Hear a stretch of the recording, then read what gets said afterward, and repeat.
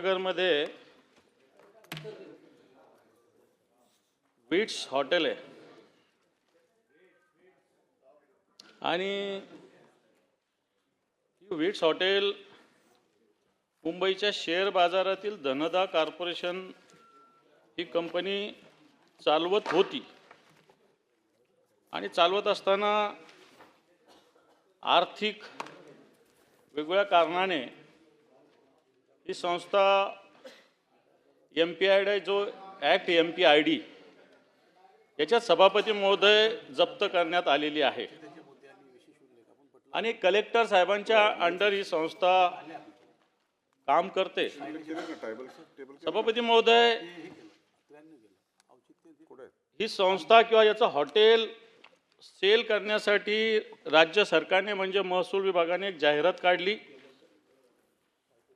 आणि या जाहिरातीत काढल्यानंतर मिसेस सिद्धांत material procurement and suppliers company, Lakshmi Nirmal holiday home company आणि कल्याण टोल इन्फ्रास्ट्रक्चर कंपनी अशा 3 कंपन्यांचं याच्यामध्ये सभापती महोदय निविदा आलेली आहे। माझा यामार्फत प्रश्न असा आहे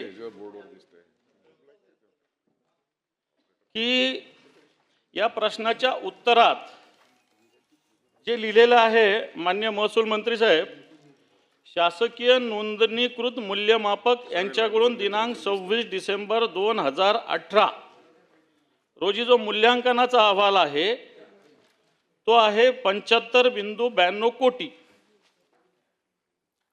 आणि हा आहे 26 डिसेंबर 2018चा। माझा याच्यातला पहिला प्रश्न आहे, 2025 मध्ये तुम्ही याचा लिलाव करता आणि 2018चं मूल्यमापन घेता। आजच्या मूल्यमापनाच्या हेतूनं मी जे प्रायव्हेट मूल्यमापकांकडून जी माहिती घेतली, या प्रॉपर्टीची व्हॅल्युएशन जवळपास 150 कोटी आहे आणि त्यामुळे माझा पहिला प्रश्न राहील असा की तुम्ही आत्ताच्या बाजारभावानुसार या लिलावाचं व्हॅल्युएशन का काढलं नाही, हा माझा पहिला प्रश्न आहे।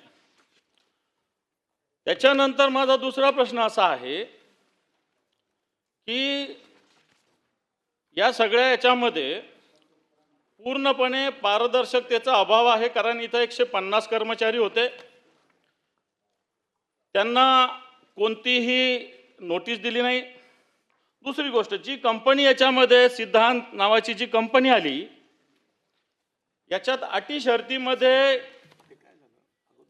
सभापती महोदय आणि माननीय मंत्री महोदय, ही कंपनी 2024 ला हिचं रजिस्ट्रेशनचा अर्ज आहे, 2024 रजिस्टर आहे का नाही आहे मला माहिती नाही, माझ्या माहितीप्रमाणे कंपनीच नोंदणीकृत नाही आहे एक, आणि कंपनी नोंदणीकृत नाही असली तर 2024 चा तिचा अर्ज माझ्याकडे आहे आणि ती कंपनी 65 कोटी 75 कोटीसाठी टेंडर टाकते आणि याच्यात अटी शर्तीमध्ये लिहिलेलं आहे की 3 वर्षाचं ITR पूर्णपणे असलं पाहिजे।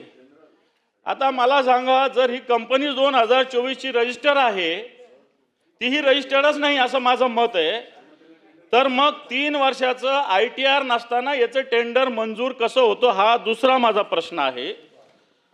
तिसरा माझा प्रश्न असा आहे, या विषयामध्ये की याच्यामध्ये राज्यस्तरीय दैनिकामध्ये जाहिरात देण्याची आवश्यकता आहे। माझा प्रश्न आहे की कोणत्या राज्यस्तरीय दैनिकामध्ये ही जाहिरात दिली, आणि सगळ्यात महत्त्वाचं की याच्या आधी याचे टेंडर निघाले होते, परंतु जो 2025 मध्ये टेंडर निघालं, याच्यातून 2 गोष्टी सभापती महोदय जाणीवपूर्वक वगळल्या की जे आधीच्या टेंडरमध्ये होतं की सॉलन्सी सर्टिफिकेट 40 कोटीचं आणि या कंपनीचं टर्नओव्हर मिनिमम 45 कोटीचं असावं, या 2 गोष्टी सुद्धा या टेंडरमध्ये नाही। तिसरी गोष्ट, या टेंडरमध्ये ज्या कंपन्या 3 कंपन्या आल्या, 1 नंबरची कंपनी, 2 नंबरची कंपनी आणि 3 नंबरची कंपनी याचा फक्त 5 लाखाचा डिफरन्स आहे. याचा अर्थ चैन झालेली सभापती महोदय याच्यामध्ये. हां, याच्यामध्ये रिंग झालेली सभापती महोदय. आणि म्हणून या ज्या कंपन्या आहे याचं सुद्धा बिडिंगमध्ये ज्या पद्धतीनं माझ्याकडे आकडा आहे की समजा याची स्टार्ट प्राइस 48 कोटी 85 लाख असेल, 85,56,000 आहे, तर सिद्धांत कंपनीनं 47 कोटी टाकलेला आहे, म्हणजे 15 लाख कमी. दुसरी कंपनी 46,95,000 म्हणजे 5 लाख कमी.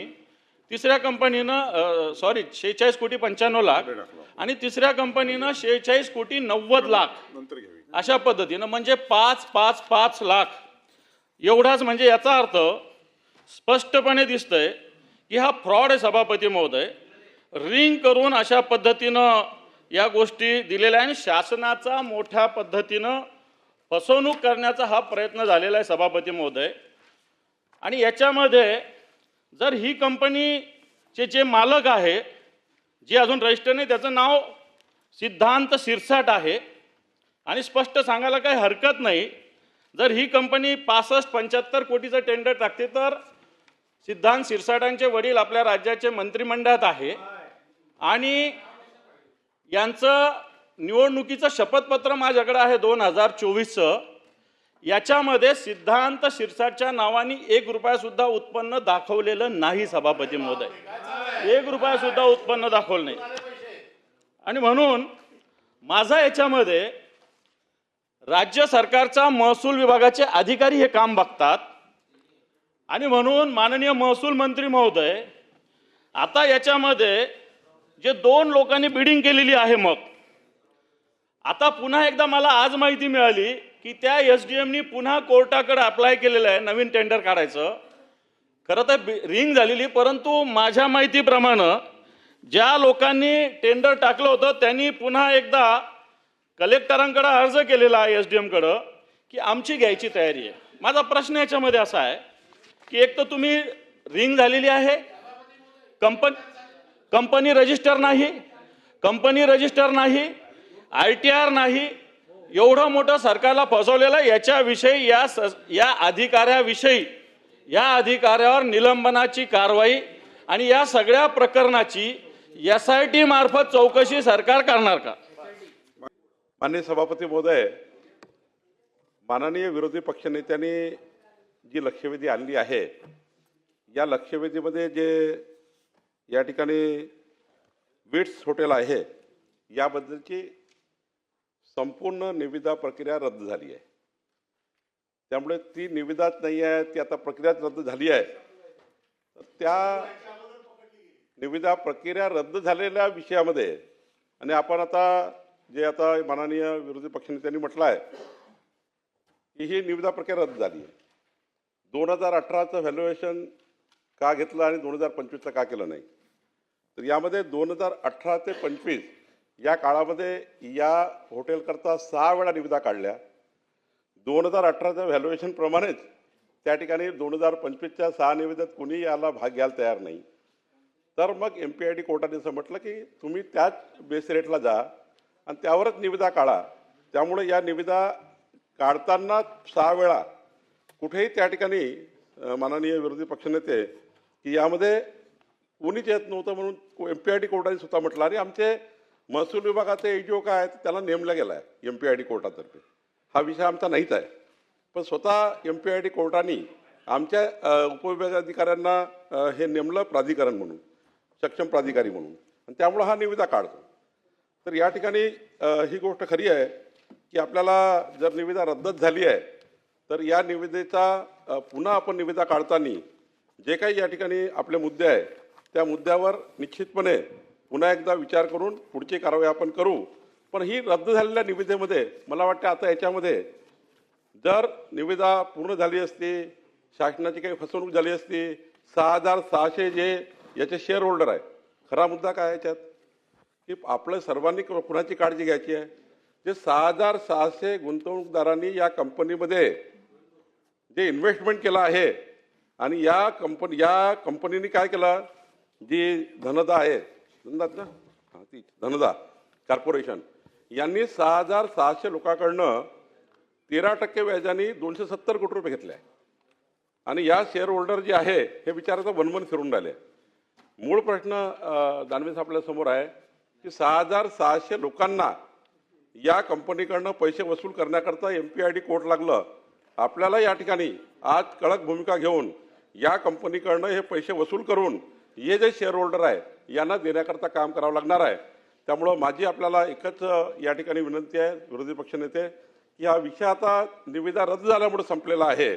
नव्याने निविदा काढताना मात्र आपण जे काही त्या ठिकाणी काही कंडिशन टाकायचे असतील किंवा आणि या निविदेकरता कोणी यायलाच तयार नव्हतं म्हणून त्या कंडिशन बदलत गेल्या, त्या कमी कमी होत गेल्या. ह्या कुणा व्यक्तीकरता कमी नाही केल्या आहे, कोणी येणारच नाही आहे. तर मग त्या किमान तेवढे पैसे वसूल होतील आणि आपल्याला शेअर होल्डरला देता येतील अशी MPID कोर्टाची भावना आहे, अशी प्राधिकरणाची भावना आहे. आणि त्यामुळं मला असं वाटतं ही निविदा प्रक्रिया रद्द झाल्यामुळं आता त्या ठिकाणी जे काही आपण मेरिटवर पुन्हा एकदा निविदा काढू आणि त्यातनं मग आपण या ठिकाणी त्या 6,600 लोकांना न्याय कसा मिळेल याची कारवाई करू. अनिल परब. विरोधी पक्ष नेत्यांनी मांडलं की हे सगळं काम दबावाखाली झालेलं आहे. दबाव कोणाचा आहे हे सगळ्यांना माहिती आहे, हे काय मी आता वेगळं सांगायची गरज नाही. त्यांनी त्याच्या बाबतीतली सगळी माहिती आपल्याकडे दिली आहे. मंत्री महोदयांनी उत्तर काय दिलंय की काळजी कोणाची घ्यायची आहे, ज्यांनी त्या धनदा कंपनीमध्ये पैसे गुंतवले ते सर्वसाधारण गरीब लोक आहेत, त्यांचीच काळजी आहे ना तुम्हाला. मग 167 कोटीचं हॉटेल 60 कोटीला त्यांच्या घशात घालताना आपण गरीबाची काळजी घेताय का धनगरची काळजी घेताय, हा माझा पहिला प्रश्न आहे. माझा दुसरा प्रश्न असा आहे की जे विरोधी पक्षनेत्यांनी सांगितलं की MPID कोर्टाने ज्या वेळेला प्राधिकृत केलं एखाद्या अधिकाऱ्याला की पुढची कारवाई तुम्ही करायची आणि ज्या वेळेला हे टेंडर काढलं गेलं, हे टेंडर रिंग केलं गेलं, 5-5, 10-10 लाखाच्या फरकाने सगळ्यांनी भरलेले आहेत. ह्या ज्या वेळेला कार्टेल आणि रिंग होते त्यावेळेला त्या अधिकाऱ्याची जबाबदारी असते की जे काही निकष आहेत ते तपासून घेतले पाहिजेत. निकष काय की 3 वर्षाचा ITR त्याच्याकडे असला पाहिजे, 3 वर्षाची त्याची पूर्ण. नाही असं नाही म्हणजे चोरी पकडली गेली म्हणून ही जर चोरी पकडली गेली नसती तर गेला चला. हे गरिबांच्या पैशासाठी लढतायत ना, हे गरिबांच्या पैशासाठी लढतायत ना, अरे गरिबांच्या पैशासाठी लढतायत ना. गरिबांच्या पैशाचा तोंडचा घास काढून कोणाच्या तरी दुसऱ्याच्या गळ्यात घालायचा काय, हा विषय नाही आहे. विषय असा आहे की ज्याने ही चुकी केली, ज्याने ITR न तपासता या टेंडरमध्ये भाग घ्यायला परवानगी दिली, जे टेंडर त्यांनी अलाउड केलं त्याच्यावरती आपण कारवाई केली का, नंबर 1चा प्रश्न आहे. दुसरा प्रश्न असा आहे की रिंग झाली आहे हे तर स्पष्ट आहे. 2 नंबर 3 नंबर 5-5 लाखाने करतायत. ज्यांचा गेल्या इलेक्शनच्या पूर्ण डिटेलमध्ये ज्यांची तो तर ED इन्कम टॅक्स यांचा विषय आहे, ते तर काय करणार नाहीयेत.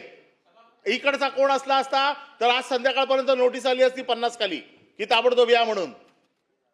आमचं म्हणणं असं आहे की ज्यांच्या बॅलन्स शीटला पैसे नाहीत, ज्यांच्या उत्पन्नाचा दाखला इथे विरोधी पक्ष नेत्यांनी दिलेला आहे, यांची पार्श्वभूमी न तपासता तुम्ही अशा पद्धतीची रिंग निकष पूर्ण न करता अलाउड करता, याचा अर्थ तो भ्रष्टाचार आहे. तुम्ही रद्द केलं म्हणजे याचा अर्थ सुटले नाहीये. एखादी चोरी झाली, पकडली गेली, मलदेमाल परत गेला म्हणून गुन्हा रद्द होत नाही. गुन्हा राहतो, त्याला सजा होते आणि ती सजा करण्यासाठी तुमचा कन्सर्न काय, गरिबाचे पैसे मिळाले पाहिजेत ना. मग तुम्ही सभागृहात आज सांगा की 167 कोटी मूल्यभावाने म्हणजे बाजार भावाने त्याचं व्हॅल्युएशन आलंय. तुमच्या नवीन बीडची मिनिमम क्रायटेरिया हा 137 कोटी रुपये 167 कोटी रुपये असला पाहिजे आणि जे रिंग मध्ये येतील यांची कडक तपासणी होऊन हे हॉटेल जर त्या किमतीच्या वरती गेलं किंवा त्या किमतीच्या पार गेलं तर तुमचा गरिबांचा प्रश्न सुटणार आहे. आणि म्हणून तुम्ही सभागृहामध्ये आज गरिबांची बाजू मांडलेली आहे. तर गरिबांना न्याय देण्यासाठी तुम्ही जी मूळ किंमत त्याची आहे ती तुम्ही वसूल करणार का, आणि ज्याने हे काम केलं, ज्याने ही रिंग अलाउड केली त्याच्यावरती तुम्ही काय कारवाई करणार. मंत्री महोदय. सभापती महोदय, मी आधीच सांगितलं माननीय विरोधी पक्षनेते आणि अनिल परब साहेब की 75 कोटी रुपये 2018चं व्हॅल्युएशन होतं आणि 2018चं व्हॅल्युएशन जे 6 वेळा लिलाव झाल्यावरही एकही व्यक्ती त्या ठिकाणी कोणी त्या लिलाव प्रक्रियेत आला नाही. याच्यापेक्षा याच्यापूर्वी याच्या दुसऱ्या कंपन्या सुद्धा ह्या नवीन कंपन्या आल्या आहेत पण यापेक्षा अनेक कंपन्या आल्या होत्या या 6 निविदेमध्ये, तेव्हा कुणी हे त्या किमतीत घ्यायला तयार नाही 75 कोटीमध्ये. म्हणून आमच्या जे काही प्राधिकारी आहेत, सक्षम प्राधिकारी EDO, त्याने ती किंमत ठेवली. खरं तर 2025चं व्हॅल्युएशन काढलं, मग 2018चं व्हॅल्युएशन यायला कोणी तयार नाही. तर 2025च्या व्हॅल्युएशनला मला वाटतं हाही प्रयत्न करून बघू आपण, तो करायला अडचण नाही आहे.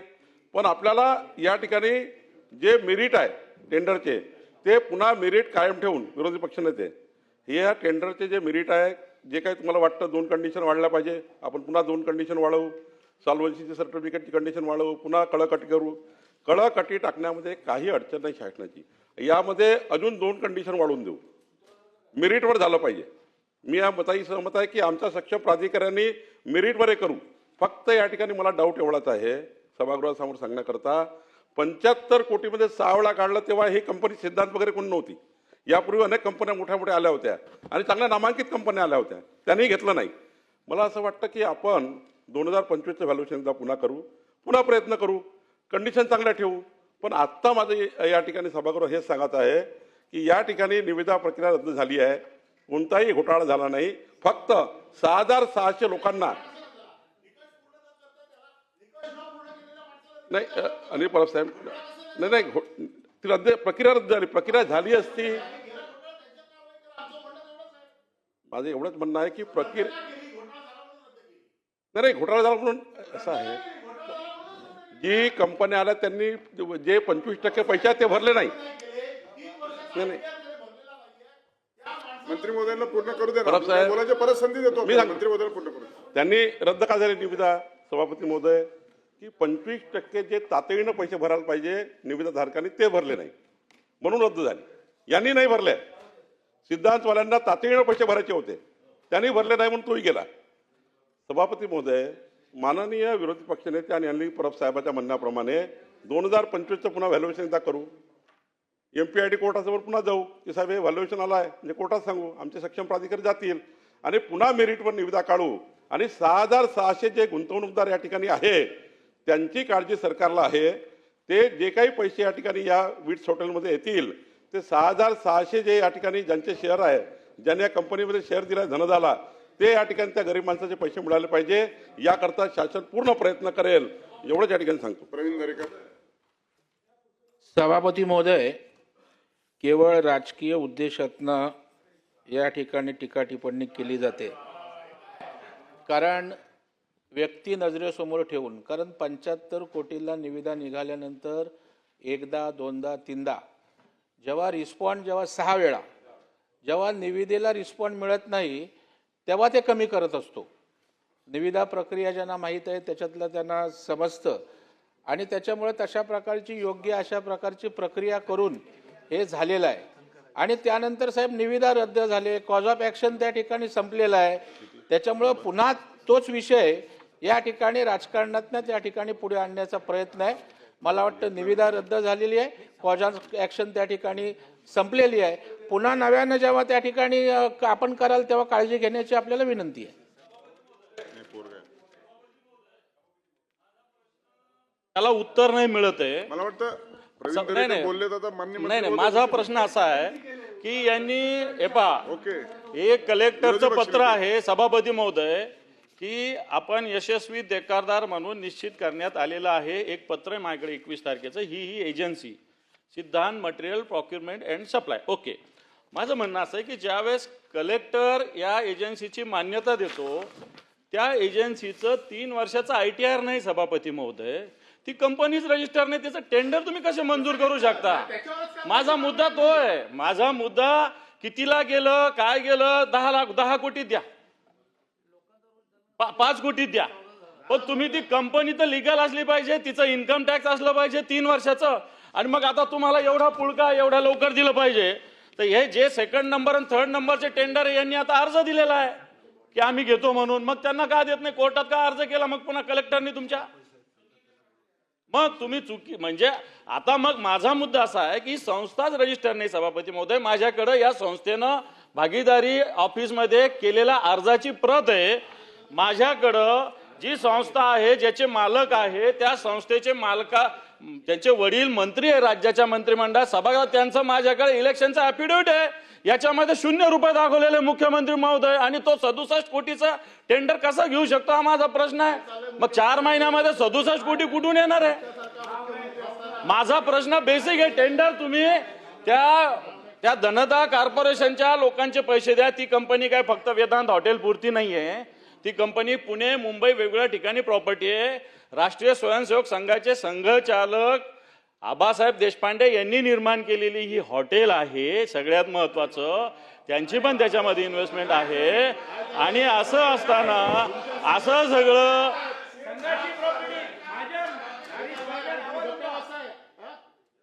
सभापती महोदय, माझा फक्त एवढा प्रश्न आहे सरकारला. आपण बसा. सभापती महोदय, विरोधी पक्षनेते सभापती बोलतायत, महोदय, आपण जरा बसा. माझा प्रश्न असा आहे आता मंत्र्यांना की जी कंपनीच रजिस्टर नाही, जिचं इन्कम टॅक्स 3 वर्षाचं नाही, हिला टेंडर देता येतं का? नसेल तर या कंपनीवर FIR करा, हिला ब्लॅकलिस्ट करा. हा माझा प्रश्न आहे. दुसरी गोष्ट, याच्यामध्ये बसून बोलू नका. सॉलन्सी सर्टिफिकेट 40 करोडचं द्यावं आणि मिनिमम 45 कोटीचं फायनान्शियल इयर मध्ये सर्टिफिकेट असं. ही कंपनी 6 महिन्याची आहे, हे 3 वर्षाची अट टाकलेली ही नाहीये. माझं म्हणणं हा आहे मुद्दा बेसिक. तुम्ही याला उत्तर द्या. तुम्ही जर अशा पद्धतीने देत असाल, उद्या कोणी घेतं म्हणाल तर तुम्ही कशी काय देणार आहे कंपनी? माननीय मंत्री महोदय.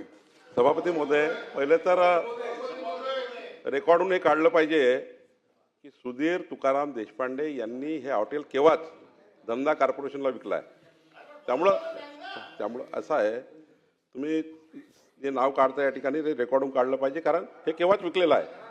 सभापती महोदय, खरं तर मी वारंवार सांगतो आहे की याच्याबद्दल जे मान्य विरोधी पक्षनेते वारंवार ज्या कंपनीचं नाव घेत आहे, त्या कंपनीने जे काही निविदेच्या अटी होत्या, त्यांनी आमच्या प्राधिकाराने निविदेच्या अटी कमी करत आणल्या का? तर आणल्या.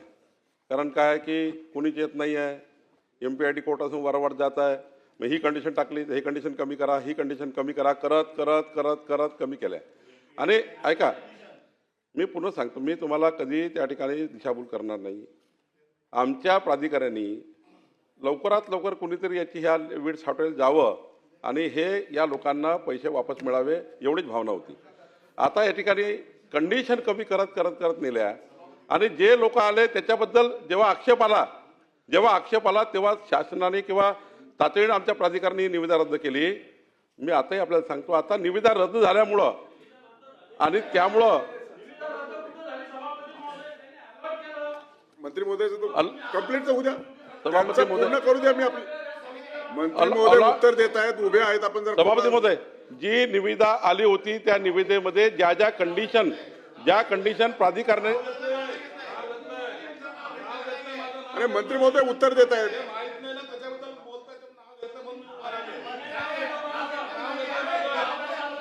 शिरसाट साहेब खाली बसा.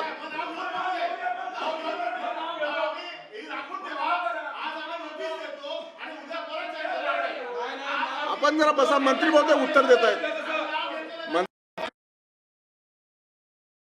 मंत्री महोदय उत्तर देतात. माननीय सामाजिक न्याय मंत्री शिरसाट साहेब जरा आपण खाली बसा. शिरसाट साहेब खाली बसा. आपण जरा बसा. विरोधी पक्ष नेते मंत्री महोदय उत्तर देत आहेत. मंत्री महोदय उत्तर देत आहेत. आपण मी वारंवार सभागृहात 15 मिनिटांपासून सांगतोय की ही निविदा प्रक्रिया संपूर्ण रद्द झाली आहे. त्यामुळे आता याच्यामध्ये चर्चा करण्यामध्ये काही अर्थ उरत नाही. आणि ज्या कंडिशन प्राधिकरणाने टाकल्या होत्या त्या कंडिशन प्रमाणे निविदा झाली होती. 25% रक्कम ही कंपनी भरू शकली नाही, यांची निविदा रद्द केली. त्यामुळं निविदा रद्द केल्यामुळं आता या लक्षवेधीला अर्थ उरत नाही. भाई जगताप. एक मिनिट मी घेतो ते. सभापती महोदय, असं आहे की आता हे सगळे जे काय ऐकायला मिळतंय, तुम्ही इकडे राहिलात, मंत्री राहिलात, आता आपण वरती बसलेले आहात. थेट प्रश्नावर या 40 थेट प्रश्नावरच येतोय. पण प्रश्न असा आहे ना की हे जे गोलगोल चाललंय, म्हातारी मेल्याचं दुःख नाही, हा काळ जो सोकावताय आणि ज्या पद्धतीने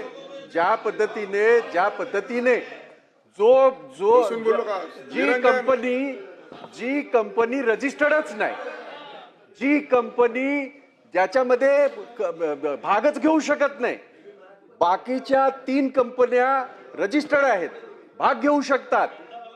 मग त्या कंपनीला कोणाच्या दबावाखाली करण्यात आलं हा प्रश्न तर महत्वाचा आणि मूळ प्रश्न तोच आहे. आणि जर इतकं जर ह्यांना स्वच्छपणे आणि याच्या पद्धतीने जायचं होतं तर तुमचा जो कोर्टाने नियुक्त केलेला अधिकारी, तो प्राधिकरण म्हणून जो वावरत असताना तो माणूस असा कसा वागू शकतो? ज्या वेळेला कोर्टाने हे करत असताना असं सांगितलं का की नाही नाही रजिस्टर्ड नसलं तरी त्याला द्या टेंडर, असं सांगितलं का? कमी कमी करत आलो म्हणजे काय? कायद्याच्या चौकटीमध्ये कमी कमी आलेले 4 लोक तर आहेतच ना, त्याच्या मागे 4 लोक आहेतच ना, आणि ते सगळे रजिस्टर्ड आहेत. मग त्या सगळ्यांना डावलून हा कोण 30 मार्क आला जी त्याला हे करून देणार, आणि तरी सुद्धा आपण त्याचं भलामण करतात, त्याला पाठीशी घालण्याचं काय कारण आहे? म्हणून माझा साधा प्रश्न, याच्यावर आपण गुन्हा दाखल करणार का? जो आपला अधिकार आहे, कारण चुकीच्या पद्धतीने दोघांवर अधिकार हे झाला पाहिजे, गुन्हा दाखल झाला पाहिजे. कोर्टाने ज्याला प्राधिकरण म्हणून तुमच्या विभागाचा अधिकारी नियुक्त केला त्याने जो हा मूर्खपणा केलाय त्याला तात्काळ निलंबित करून त्याच्यावर हा गुन्हा दाखल करणार का? आणि चुकीच्या पद्धतीने टेंडर ज्यांना दिलं गेलेलं आहे, जी रजिस्टर्ड कंपनी नाही, त्याच्यावर सुद्धा गुन्हा दाखल करणार का? सभापती महोदय, मी तिसऱ्यांदा सांगतो आहे की ही कंपनी नोंदणीकृत आहे का? तर नोंदणीकृत आहे. नंबर 1. मी साहेब तुम्हाला सभागृहात टेबलवर पटलावर ठेवतो. सभापती महोदय, कंपनी नोंदणीकृत आहे. MPID कोर्टाने व्हॅल्युएशन मान्य केलं आहे. निविदा प्रक्रियेत जर आपल्याला वाटतं की काही तुम्हाला वाटतं की त्रुटी झाली असेल त्याची मी चौकशी करीन, पण आता ही रद्द झाल्यामुळं पुन्हा पुढची निविदा काढताना काळजी घेऊ. शशिकांत शिंदे. माझा स्पेसिफिक प्रश्न आपल्याला आहे. आपण सांगितलं की निविदा रद्द केलेली आहे. विरोधी पक्षनेत्यांनी एकच प्रश्न विचारला, जर पहिला जो निविदा भरणारा होता तो जर डिस्क्वालिफाईड झाला तर 2 आणि 3 नंबरनी मागणी केली होती की आम्हाला द्या, तर ते नियमानुसार आपण देऊ शकत होता. निविदा प्रक्रियेच्या कागदातून 2ऱ्या आणि 3ऱ्याला तुम्ही का दिलं नाही? निविदा प्रक्रिया रद्द करण्याचं मग ते कारण काय? 1. आणि जर ते करताना अधिकारी चुकीचा वागला असेल तर त्याच्यावर कारवाई करा. हे 2च उत्तर आहे. निविदा प्रक्रिया तुम्ही बस 2nd 3rd चान्स द्यायला पाहिजे नव्हता ना, त्याला चान्स न देता तुम्ही प्रक्रिया रद्द केली. त्यामुळे या प्रक्रियेच्या संदर्भामध्ये ही रद्द करण्याचं कारण काय? मंत्री महोदय. उत्तर देऊ दे ना. हो, अनिल परब.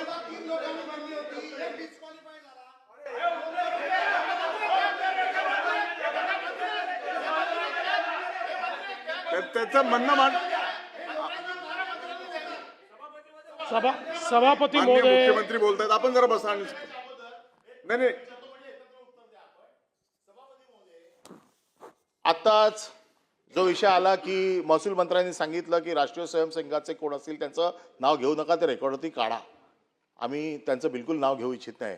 परंतु राष्ट्रीय स्वयंसेवक संघाचे कोणतरी महान व्यक्ती ज्या वेळेला आपल्या कष्टाच्या पैशाने असं हॉटेल उभं करतो आणि त्याच्या कष्टाच्या पैशाचं आपलं सरकार एक घोषणा करतं, ना खाने दूंगा ना खाऊंगा ना खाने दूंगा, ही घोषणा करून मुख्यमंत्री आपण सभागृहात आहात की आपल्या संघाच्या एका माणसाने बनवलेलं हॉटेल ते कोणालाही विकलं गेलं असेल, आज गरीब मरतायत तिकडे. आपल्याकडनं अपेक्षा आहे की ह्या भ्रष्टाचाराला आपण मान्यता देता का? आणि जर अशा प्रकारे रिंग करून आपण सांगताय कोण आले नाहीत, हे पत्र आहे हॉटेल विकत घेणाऱ्यांचं, हे आपल्याकडे पाठवतो, त्यांना देता आलं असतं हॉटेल, परंतु सगळं दबावाखाली काम चाललेलं आहे.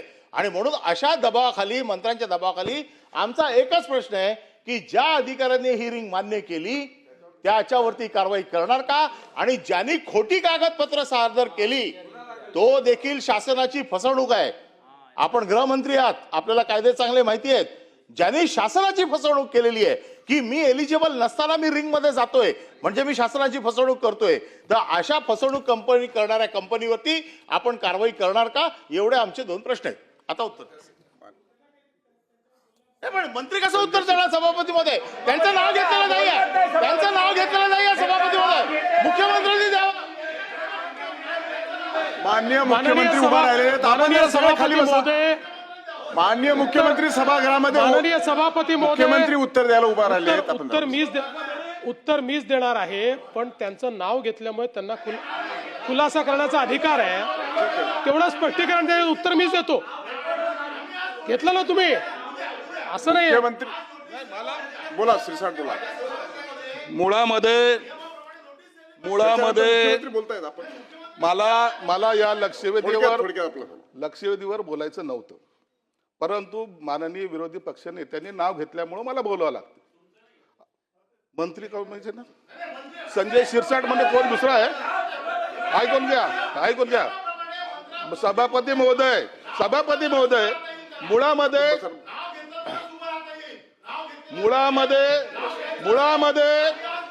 अरे का खोटं बोलता यार, खरं तरी ऐकून घ्या. सभापती महोदय, मुळामध्ये लक्षवेधीमध्ये तुम्हाला नेमकं काय मांडायचंय? हॉटेलच्या किमतीबद्दल बोलायचंय, एजन्सीबद्दल बोलायचंय का अधिकाऱ्याबद्दल बोलायचं? एकदा ठरवून घ्या ना. मी बोलतो ना, थोडं समजून घ्या. महाजन साहेब, पहिला मुद्दा आला की हॉटेलची किंमत ही कोणी काही महाशय सांगतात 130 झाली पाहिजे, 160 झाली पाहिजे, 200 झाली पाहिजे. मूळ तुम्ही समजून तर घ्या विषय काय आहे. एक हॉटेल स्थापन झाली 30 वर्षापूर्वी. काही भागधारक, शेअर होल्डर एकत्रित आले, त्यांनी त्यात शेअर टाकले. ऐकून घ्या, पहिला विषय ऐकून घ्या. एकत्रित आले, त्यांनी ती कंपनी स्थापन केली. ते झाल्यानंतर त्या भागधारकांना असं वाटलं की आम्हाला फसवलं गेलं, मग ते कोर्टामध्ये जाऊन त्यांनी विनंती केली की आम्हाला आमचे पैसे पाहिजेत, आम्ही जे पैसे या हॉटेलमध्ये टाकलेत ते पाहिजेत. आणि ही सगळी प्रोसेस जी आहे ती कोर्टाच्या माध्यमातून चालते. या ठिकाणी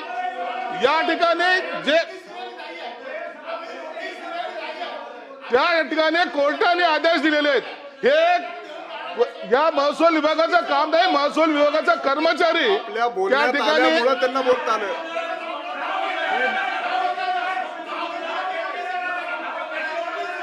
त्या ठिकाणी कोर्टाने निर्देश दिलेत. प्रत्येक टेंडर हे कोर्टाच्या आदेशानुसार काढण्यात आलेलं आहे. प्राइस कोणी ठरवली? प्राइस हे अधिकाऱ्याने ठरवलेली नाही, प्राइस हे कोर्टाने ठरवली. तुम्हाला जर विरोध करायचा असेल तर तुम्ही तो कोर्टाचा करा. कोर्टाने सांगितलंय 6 वेळेला टेंडर झालं, कोणीही आलं नाही. दर वेळेला टेंडर फ्लोट करताना कोर्टाची परमिशन घ्यावी लागते. कोर्टाची परमिशन घेतल्यानंतर टेंडर फ्लोट होते. अधिकाऱ्याचा त्याच्याशी काही संबंध नाही. दुसरा महत्वाचा आहे की कोणत्याही टेंडर मध्ये सहभाग घेत असताना नॉमिनल रक्कम भरावी लागते. ती किंमत 15 लाख रुपये असेल. त्याच्यामध्ये भाग घेतल्यानंतर जर ते मान्य झालं त्याच्यानंतर 25% रक्कम भरणे, त्याच्यानंतर 75% रक्कम भरणे. परंतु यांना ऐकायचंच नाहीये.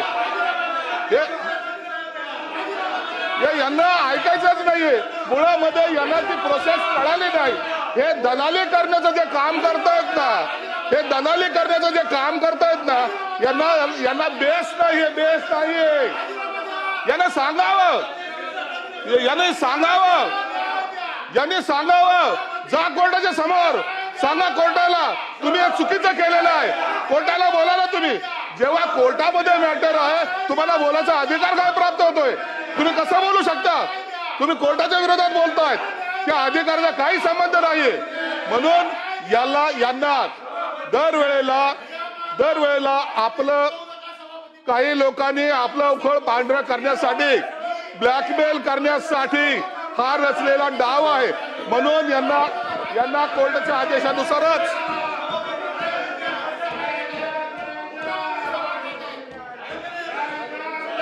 जागेवर बसा. सभापती महोदय, मुळामध्ये अरे ऐकून तर घ्या. दलाली करण्यापेक्षा ऐकून तर घ्या. मी सांगतोय ना, मी सांगतोय ना, तुम्हाला जर कायदा कळत नसेल तर आमच्याकडून शिकून घ्या, आमच्याकडून शिकून घ्या. यांना मुळामध्ये या गोष्टीचं भांडवल करायचंय. शिवसेना प्रमुख असताना जोड्याने मारला असता. आता मराठी माणूस पुढे चाललेला पाहवत नाही ना, मराठी माणूस पुढे झालेला पाहवत नाही हे नाव देत आहेत. म्हणून आता ही जी काय कोर्टाची प्रक्रिया आहे, आपण जागेवर या कोर्टाच्या प्रक्रियेनुसार काम झालेलं आहे.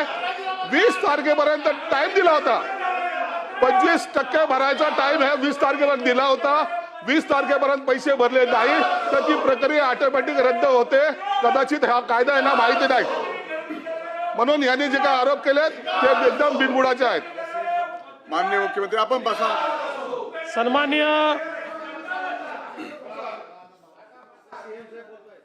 सन्माननीय सभापती महोदय,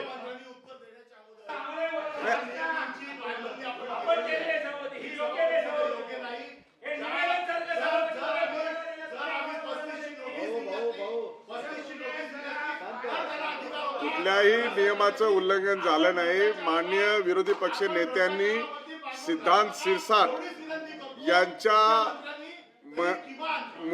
यांच्या मंत्री महोदयाच्या दबाव आहे का असा शब्द वापरल्यामुळे शिरसाट उभा राहिले आणि त्याचं क्लेरिफाय केलं. आता माननीय मुख्यमंत्री बोलतात, आपण जरा बसा. आपण त्याचा नामोल्लेख केला नाही, पण सिद्धांत शिरसाटचे वडील असं बोलले. कुठे माननीय सभा चे वडील, अरे पूर्ण नाव घेतलं ना तुम्ही.